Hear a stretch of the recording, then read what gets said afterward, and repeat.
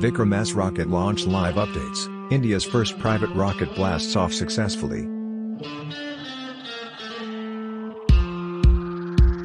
Vikram S is a single-stage fuel rocket meant to test most systems and processes in Skyroot Aerospace's project ahead of the launch of Vikram 1 scheduled for next year. Skyroot Aerospace, an Indian space tech startup, has launched its first rocket into space at 11:30 a.m. The Vikram S rocket, the first of the Vikram series, took off from the ISRO, Indian Space Research Organization, launch pad in Sriharikota. This is the first private rocket launch taking place in India.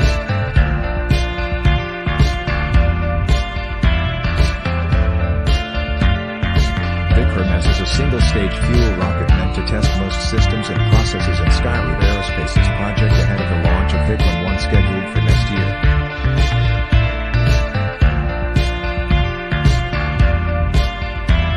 The launch today is also a suborbital one, meaning the vehicle will reach outer space. It will not remain in orbit around the Earth, with the flight time being less than 5 minutes.